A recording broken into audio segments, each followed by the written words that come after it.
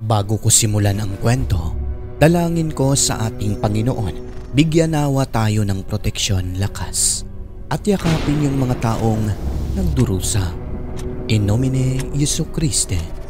Amen.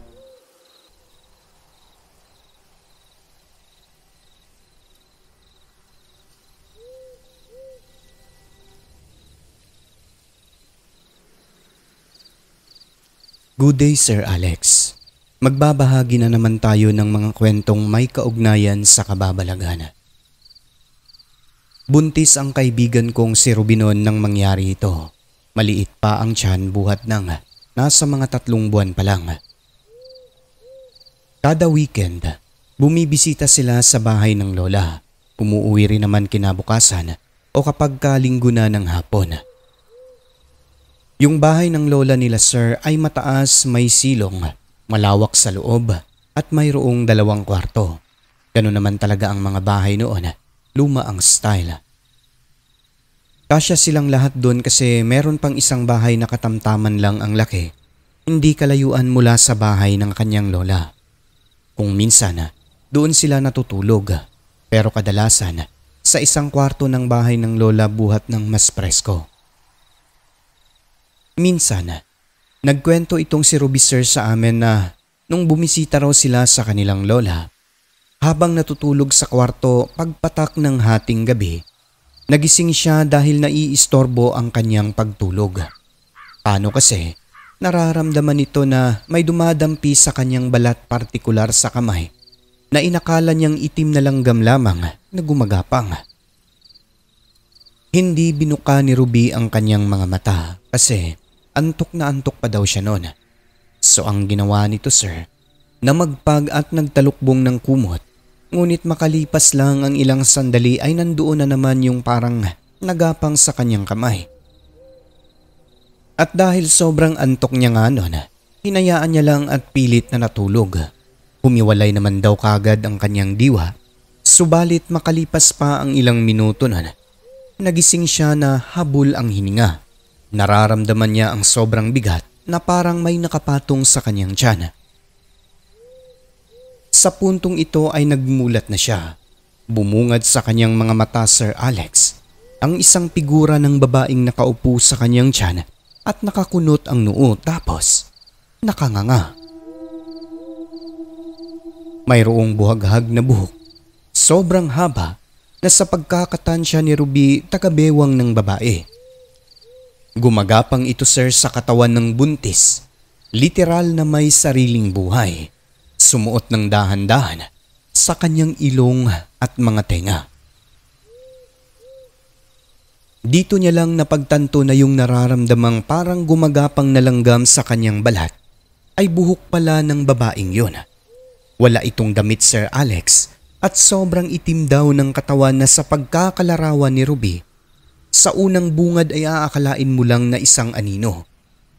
Nais mang sumigaw ng buntis ng mga oras na yan, ngunit walang lumalabas na boses sa kanyang bunganga, kung kaya nagpupumigla siya, pilit ginagalaw, kinakawala ang sarili sa kung anong mahikang ginamit sa kanya.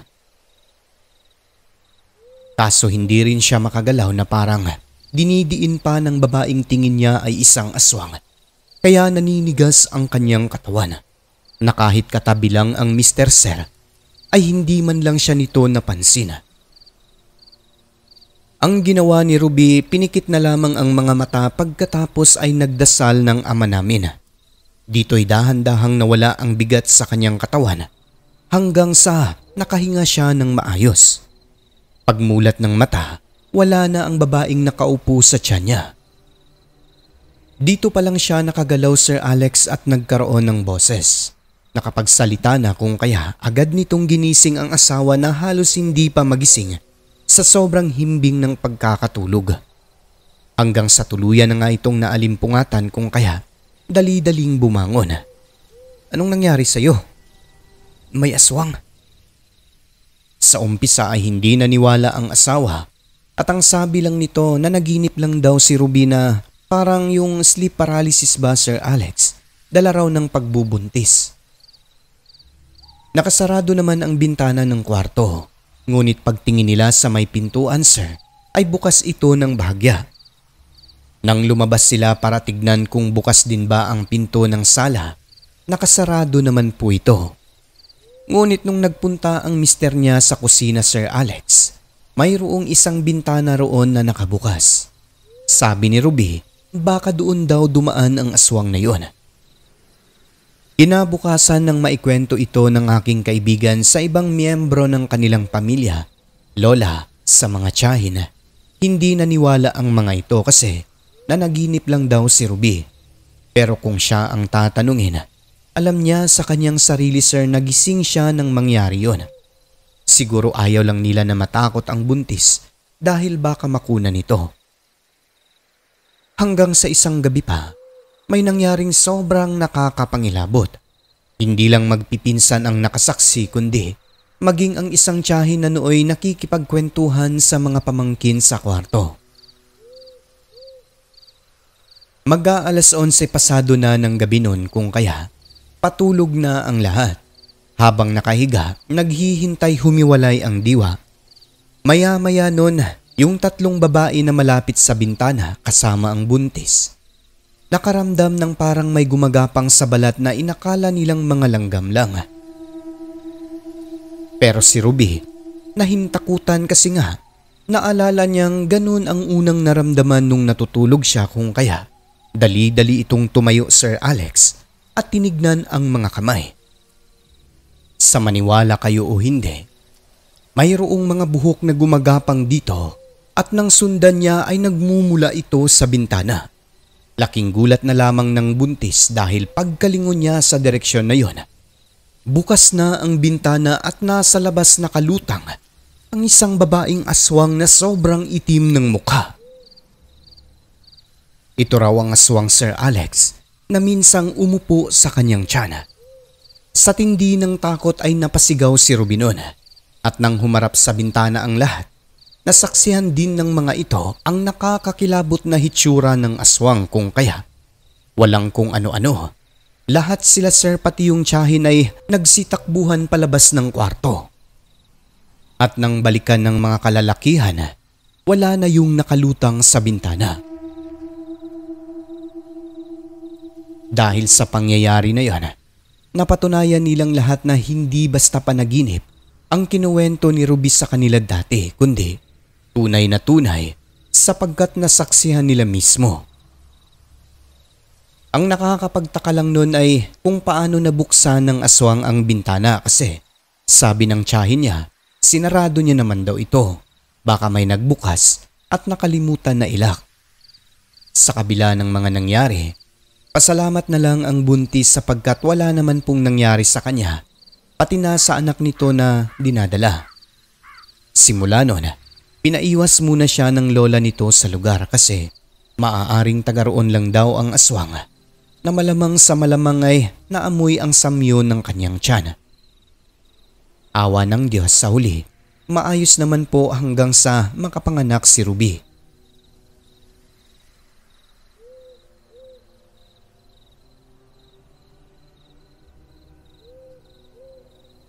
Ito naman po ay kwento mismo ng aking tiyuhin tungkol sa karanasan nila sa aswang. Tawagin na lang natin siya sa pangalang Tio Ruben. Taong 1970s kung kailan nagsisimula pa lang sa pamilya, ang hanap buhay niya ay pagsasaka. Nang tumagal sa tulong na rin ng mga kakilala, inalok siya bilang driver ng truck na minsan ay gabi ang biyahe. Kung hindi kupra ang karga mga bakal mula sa isang malaking junk shop, kaagad naman sinunggaban ni Tio Ruben ang buhat ng kung itatandi, Sir Alex, ay mas malaki ang kita niya roon kesa sa pagsasaka sa bukid. So ayun na nga, meron siyang isang helper. Depende sa karga pero kadalasan sa likod ito sumasakay o sa bubong ng truck upang mabantayan ang mga kargamento kapag madaan sila sa mga madidilim na bahagi. Subalit kapag may ilaw naman ang mga poste sa daan, sa loob ng truck ito sumasakay. May mga insidente raw kasi noon na nakawan, lalo na kapag elevated ang daan sapagkat mahina ang takbo ng truck noon upang maiwasan ang pagkadisgrasya. Diyan nagkakaroon ng pagkakataon ang mga kawatan para magnakaw ng mga kargamento. So heto na nga po. Nang madaanan nila ang isang parte ng lugar kung saan magkabilaan ang malalawak na kakahuyan, tagubatan sa kaliwat kanang bahagi, na sobrang dilim dahil walang mga ilaw ng poste pero straight naman po yung daan doon. Hindi elevated na kalsada kung kaya medyo matulin ang kanilang takbo. At habang binabaybay ang kahabaan ng daan, maya-maya ay may narinig si Tio na kalabog sa likurang bahagi ng truck na 2 beses. Malakas na kalabog sir kung kaya nagminor daw siya at pasigaw na nagtanong sa helper sa bubong kung ano yung kumakalabog. Sumagot naman daw ito ng pasigaw at sinabing dumiretso lang kung kaya dumiretso rin si Tio. Ilang sandali pa ay may kumakalabog na naman kung kaya nagtataka na talaga si Tio Ruben. Sa puntong yon ay dahan-dahan na siyang pumapreno. Kaso sumagot ang helper sa ibabaw sir at sinabing dumiretso, wag na wag hihinto.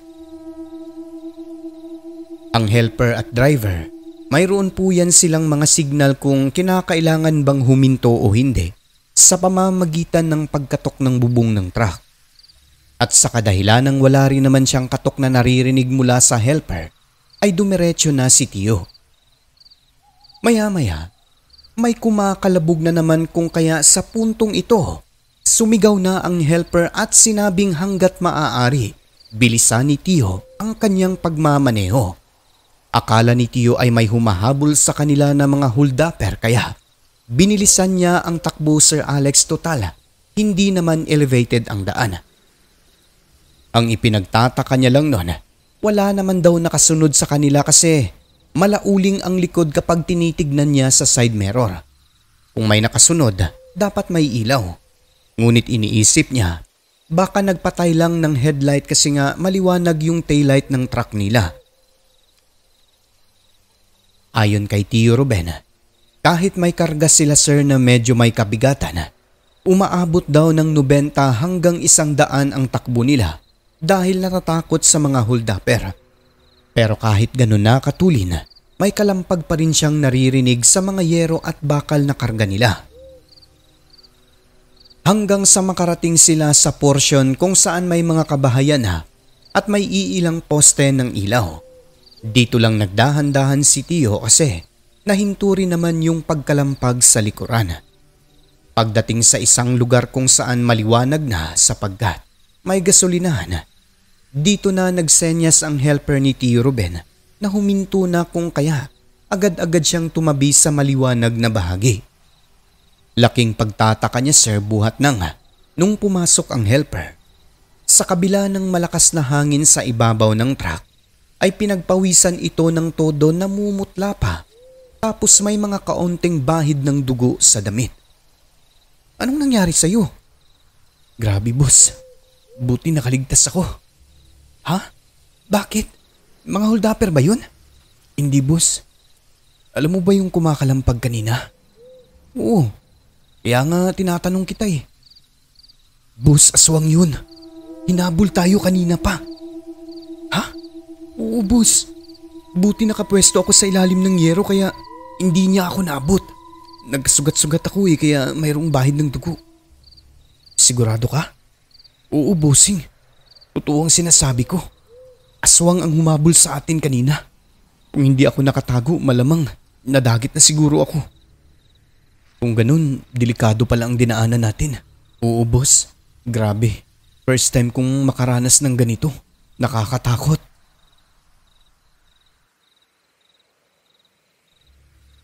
Kinuwento ng helper kung ano ang unang nangyari.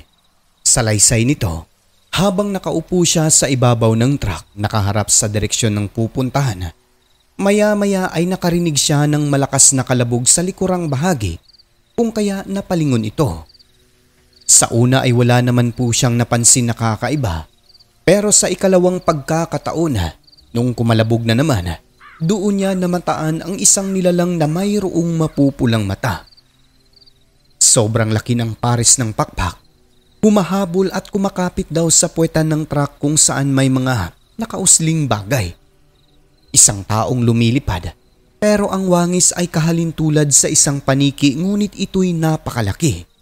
Yung hingal umano nito, sobrang nakakapanindig balahibo. Pilit daw itong dumadapo sa likuran kaso hindi magawa dahil may mga matutulis na bakal doon. Kaya habang tumatakbo, sa labis na pagkasindak ay dumapa ang helper sa bubong Sir Alex sa takot na baka maabot siya ng aswang.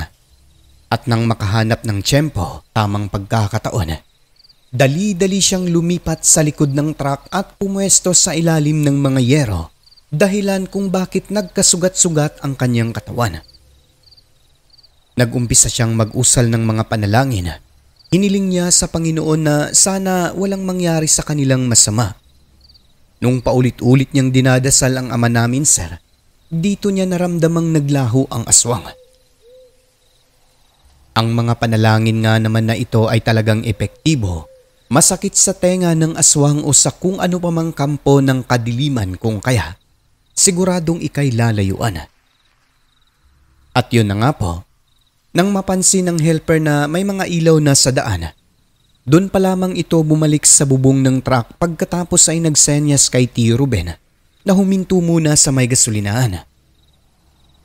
Sa nangyari ay halos hindi makapaniwala ang tiyuhin ko. Mabuti na lang daw at nasa presence of mind pa rin ang kanyang kasama sa kabila ng nakakapangilabot na tagpo dahil kung hindi ito alerto ay baka nadali na ng aswang. Kaya labis ang kanilang pasalamat na walang nangyaring masama. Kung minsan, Sir Alex, may mga bagay sa mundo na mahirap paniwalaan. Mahirap ipaliwanag pero tunay na nangyayari. Mga bagay na sa malilikot na isipan ng tao lang natin naririnig, sa mga palabas na lingid sa ating kaalaman ay tunay at umiiral. Mga kababalaghang kasama natin sa mundong ibabaw na tanging Diyos na may likha sa lahat ang nakakaalam at may tiyak na kasagutan.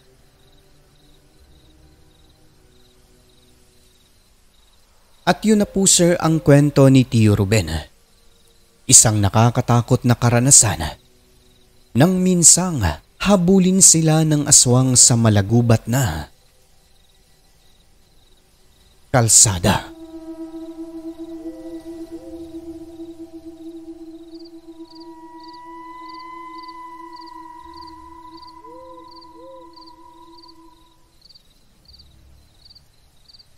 Ang mundo ating ginagalawan, nababalot ng kahiwagaan na tanging ang Diyos lamang ang siyang may kasagutan.